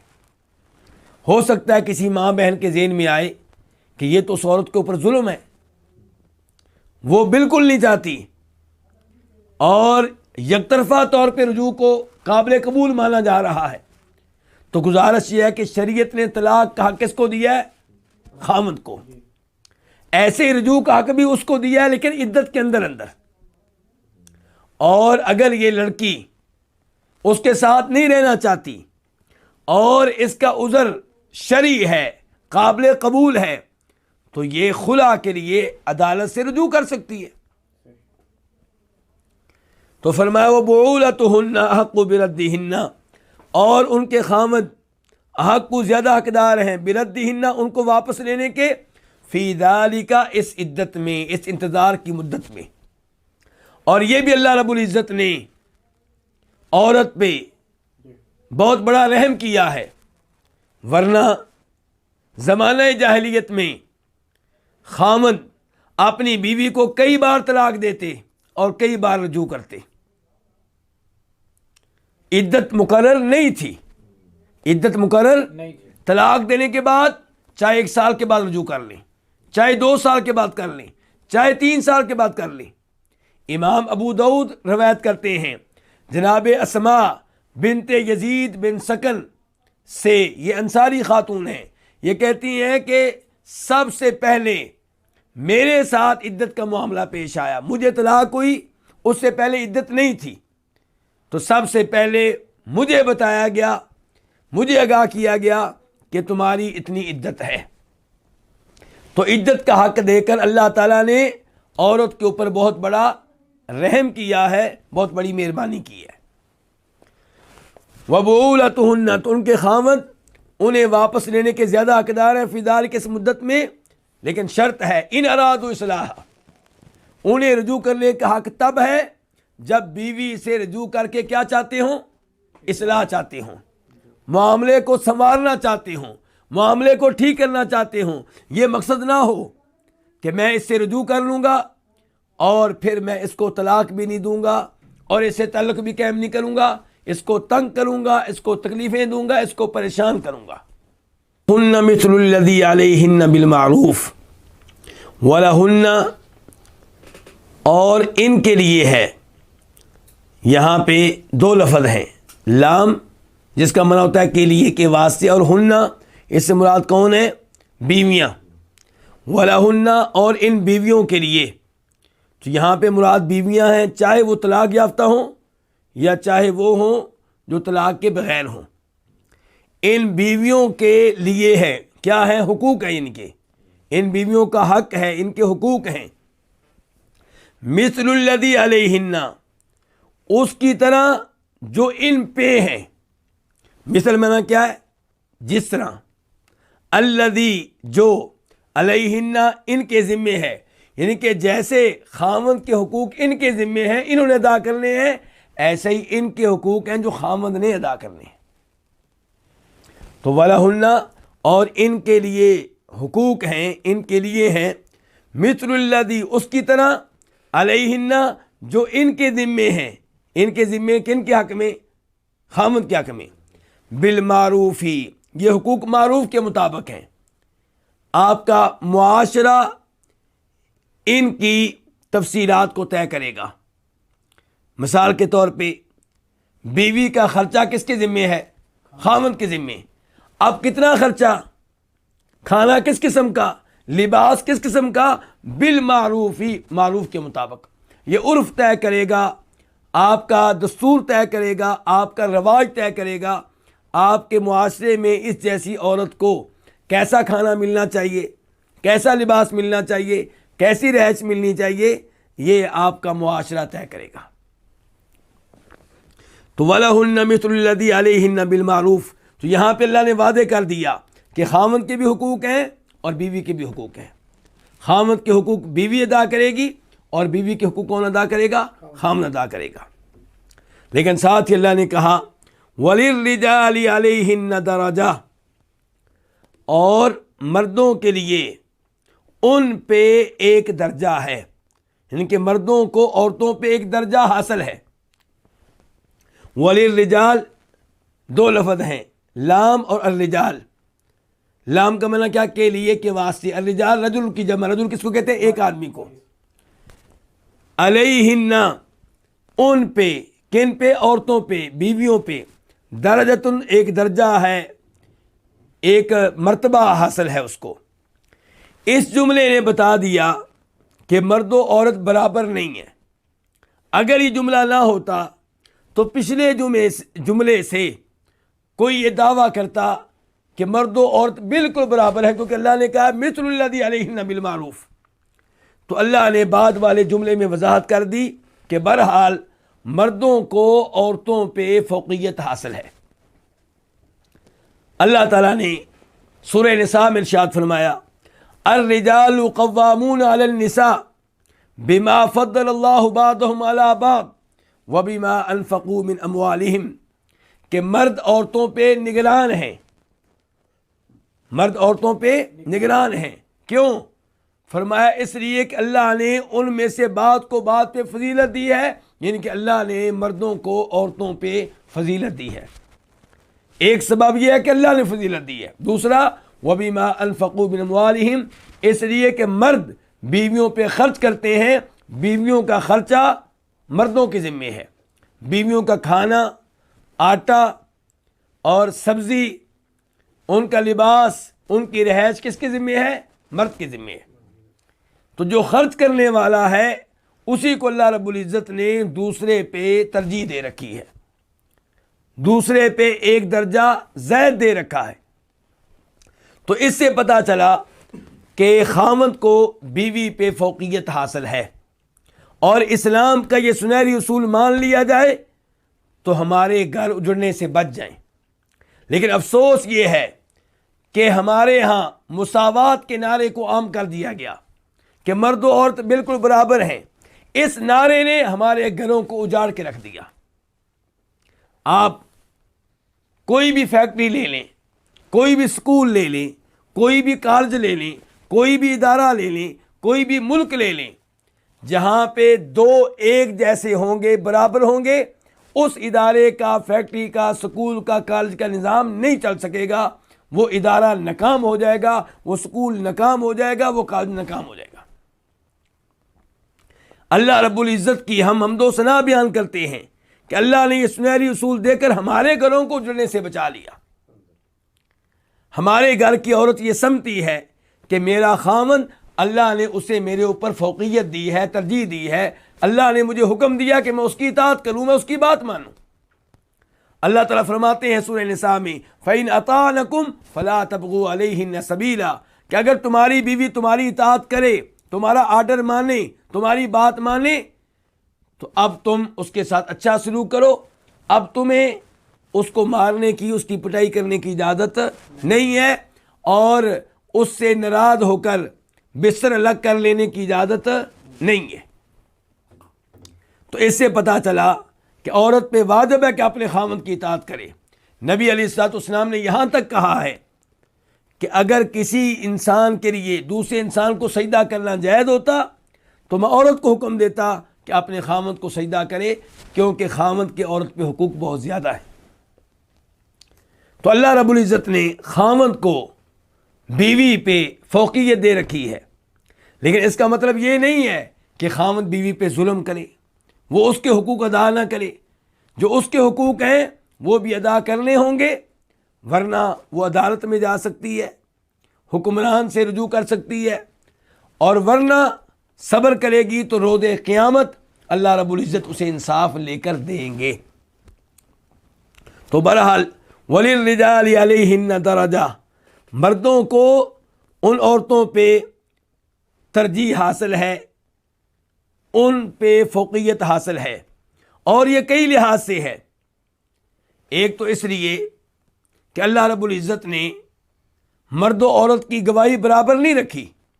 اللہ نے کہا وَاسْتَشْهِدُوا شَهِدَيْنِ مِن رِجَالِكُمْ فَإِن لَّمْ يَكُونَا رَجُلَيْنِ فَرَجُلٌ وَامْرَأَتَانِ مِمَّن تَرْضَوْنَ مِنَ الشُّهَدَاءِ کہ دو مرد گواہ ہوں گے آپ کے معاملات میں، دو مرد نہ ہوں تو ایک مرد اور دو عورتیں، یعنی کہ دو عورتیں ایک مرد کی جگہ لیں گی۔ تو پتہ چلا کہ عورت کی گواہی مرد کے مقابلے میں عادی ہے، اور یہ قرآن کی آیت ہے، اور یہ بھی قرآن کی آیت ہے، گواہی والی آیت بھی قرآن کی اور یہ الفاظ بھی قرآن کے کہ مردوں کو عورتوں پہ فوقیت حاصل ہے۔ اب اگر کوئی یہ کہے کہ میں نہیں مانتا تو مسلمان نہیں ہے، مومن نہیں ہے، اور کوئی مسلمان ایسا نہیں ہوگا جو اپنے رب کے بتائے ہوئے اصولوں کو یورپی اصولوں کے ساتھ پرکھے۔ مومن وہ ہوگا جو یورپی اصول جب قرآن سے ٹکرائے تو اس کو ریجیکٹ کر دے، اس کو ماننے سے انکار کر دے۔ غیر مسلموں کی طرف سے آئے ہوئے اصول جب قرآن سے ٹکرائیں تو وہ کہہ دے کہ قرآن کو ہم مانیں گے، اس اصول کو ہم نہیں مانیں گے۔ لیکن افسوس سے کہنا پڑتا ہے کہ ہماری نئی نسل وہ قرآن کو پرکھتی ہے یورپی اصولوں کی روشنی میں۔ قرآن کے وہ اصول جو یورپی اصولوں سے ٹکرائیں، ہماری یہ نئی نسل ان کو ماننے سے انکار کر دیتی ہے، یا کم از کم ان کے بارے میں شکوک و شبہات میں مبتلا رہتی ہے، اور کسی بھی اسلامی اصول کے بارے میں شک و شبہ کرنا اپنے آپ کو دائرہ اسلام سے خارج کرنا ہے۔ تو اللہ رب العزت نے مردوں کو عورتوں پہ ترجیح دی ہے، گواہی میں بھی اور دین کے لحاظ سے بھی۔ دین کے لحاظ سے کیسے؟ کیا عورتوں پہ جہاد فرض ہے؟ بالکل فرض نہیں ہے، مردوں پہ جہاد فرض ہے۔ عورت ہر مہینے میں حیض کے 6-7 دنوں میں نماز نہیں پڑھتی اور روزے بھی نہیں رکھتی، روزوں کی بعد میں قضا دیتی ہے لیکن نماز کی قضا نہیں دیتی۔ تو اس لحاظ سے دین میں بھی وہ مرد سے پیچھے ہے۔ اس کے ساتھ ساتھ آپ حکومتی عہدوں کی طرف آ جائیں، ملک کا سربراہ بننا، وزیر اعظم بننا، صدر بننا، یہاں پہ بھی نبی علیہ السلام کا فرمان ہے، بخاری شریف کی حدیث ہے، کوئی بھی ایسی قوم کبھی بھی فلاح نہیں پا سکتی جنہوں نے اپنا حکمران کسی عورت کو بنا لیا۔ کئی لوگ اس حدیث کے بارے میں اپنے دلوں میں شکوک و شبہات رکھتے ہیں، لیکن میں ان سے کہتا ہوں کہ آپ ان ممالک کی طرف دیکھ لیں جنہوں نے حکمران بننے کے لیے عورت کو اتنا حق دیا جتنا مرد کو دیا، وہاں پہ بھی عورت حکمران نہیں بن سکی، بنی بھی ہے تو کبھی کبھار۔ آپ امریکہ کی طرف دیکھ لیں، ابھی تک آپ لوگوں نے امریکہ میں کسی عورت کو بطور صدر نہیں دیکھا ہوگا، اور آپ انگلینڈ کی طرف دیکھ لیں، ہماری زندگی میں وہاں پہ وزیر اعظم شاید 1 یا 2 عورتیں بنی ہیں، باقی سب کون ہیں؟ مرد ہیں۔ ایسے ہی دیگر یورپی ممالک کی طرف دیکھ لیں جنہوں نے عورت کو مکمل آزادی دی، مکمل سہولتیں دی، بلکہ بسا اوقات مردوں سے زیادہ سہولتیں دی۔ اس کے باوجود عورتیں اوپر نہیں آ سکی، کیوں؟ کیونکہ اللہ تعالیٰ سچے ہیں اور یہ لوگ غلط ہیں۔ عورت کا میدان گھر ہے، عورت کو اللہ تعالیٰ نے بڑی عظیم ذمہ داری دی ہے، بچوں کو پالنا، ان کی تربیت کرنا، انہیں دین سکھانا، انہیں بسم اللہ پڑھانا، انہیں کلمہ پڑھانا، انہیں قرآن پڑھانا، اور اپنے خاوند کی خدمت کرنا، خاوند کو اچھے مشورے دینا، خاوند کو حرام امور سے روکنا، خاوند کو فرائض و واجبات کی ترغیب دینا، نماز کی ترغیب دینا، روزہ رکھنے کی ترغیب دینا۔ اللہ نے عورت کو بڑی خوبصورت ذمہ داری دی ہے۔ عورت کا جسم اس بات کا متحمل نہیں ہو سکتا کہ مردوں کے شانہ بشانہ مشکل کام سر انجام دے، وہ لوہار بن جائے، وہ لکڑی کا مشکل کام کرے، وہ وزن اٹھائے۔ مرد و عورت میں اللہ نے فرق رکھا ہے، یہ ماننا پڑے گا۔ جو انکار کرتا ہے وہ ایک ایسی چیز کا انکار کر رہا ہے جس کا انکار کرنا ممکن نہیں ہے۔ تو اللہ نے بہرحال مردوں کو عورتوں پہ ترجیح دی ہے، وراثت میں بھی دی ہے۔ تو بہت سے امور میں اللہ تعالیٰ نے مردوں کو عورتوں پہ ترجیح دی ہے، اور کہیں کہیں پہ اللہ تعالیٰ نے عورتوں کو مردوں پہ ترجیح دی ہے، کیونکہ اللہ تعالیٰ عدل و انصاف کرنے والے ہیں۔ شریعت نے مساوات کا نعرہ نہیں لگایا، عدل و انصاف کا نعرہ لگایا ہے۔ عدل و انصاف یہ ہے کہ آپ ہر ایک کو وہ حق دیں جو اس کا بنتا ہے۔ شریعت نے کہا ہے بیٹے سے کہ تمہارے اوپر تمہاری ماں کے کتنے حق ہیں؟ 3 حق ہیں، اور باپ کا 1 حق ہے۔ کیوں؟ کیونکہ اس بچے کو پیدا کرنے والی ماں ہے، 9 مہینے پیٹ میں رکھنے والی ماں ہے، اس کو دودھ پلانے والی ماں ہے، اور بچے کو پیٹ میں رکھنا اور دودھ پلانا یہ آسان کام نہیں ہے۔ تو اللہ نے یہاں پہ ماں کو والد سے بڑھ کر ترجیح دی ہے۔ تو اللہ رب العزت عدل و انصاف کرنے والے ہیں۔ عدل و انصاف اور مساوات میں کیا فرق ہے، اس کی ایک مثال دوں گا تاکہ معاملہ واضح ہو جائے۔ مساوات کا نعرہ یہ کہتا ہے کہ والد اپنے گھر میں ہر بچے کو برابر کھانا دے۔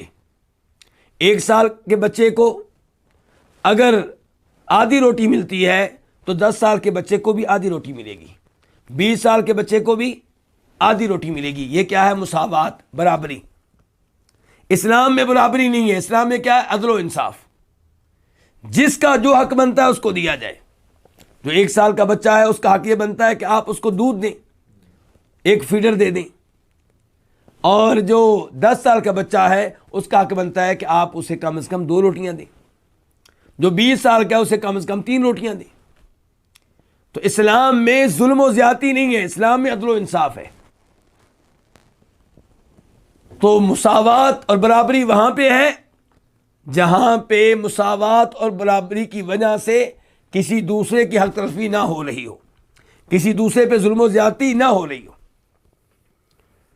اللہ تعالیٰ فرماتے ہیں وَلِلرِّجَالِ عَلَيْهِنَّ دَرَجَةٌ، کہ مردوں کے لیے علیہن، ان عورتوں پہ درجۃ، ایک درجہ ہے۔ واللہ عزیز حکیم، اور اللہ تعالیٰ سب پہ غالب ہیں، حکیم نہایت حکمت والے ہیں۔ یعنی کہ اللہ نے جو بھی احکام دیے ہیں، طلاق کے بارے میں جو حکم دے دیا، عدت کے بارے میں حکم دے دیا، عدت کے ایام میں خاوند کو رجوع کا یک طرفہ حق دیا، اور پھر بتایا کہ مردوں کے بھی حقوق ہیں، عورتوں کے بھی حقوق ہیں، خاوند کے بھی حقوق ہیں، بیوی کے بھی حقوق ہیں، آخر میں پھر کہہ دیا لیکن مردوں کو عورتوں پہ فوقیت حاصل ہے۔ ان تمام امور میں اللہ تعالیٰ نہایت حکمت والے ہیں۔ اللہ کا کوئی بھی کام حکمت سے خالی نہیں ہے، اور اللہ کی حکمت واضح ہو رہی ہے آج جب ہم دیکھتے ہیں کہ وہ لوگ جنہوں نے نعرہ لگایا تھا کہ خاوند بھی برابر ہیں، ان کے ہاں فیملی سسٹم تباہ و برباد ہو گیا، گھر اجڑ گئے، ان کے بچے تباہ و برباد ہو گئے، حتیٰ کہ عورتوں نے بچے جنم دینے سے انکار کر دیا، حتیٰ کہ آبادی کم ہونا شروع ہو گئی۔ تو پتہ چلا کہ اللہ تعالیٰ حکمت والے ہیں، اور یہ لوگ اللہ کی حکمت کو نہیں جانتے۔ اللہ رب العزت سے دعا ہے کہ اللہ تعالیٰ ہمیں صحیح معنوں میں قرآن و حدیث پہ ایمان لانے کی توفیق بخشے۔ وآخر دعوانا ان الحمد للہ رب العالمین۔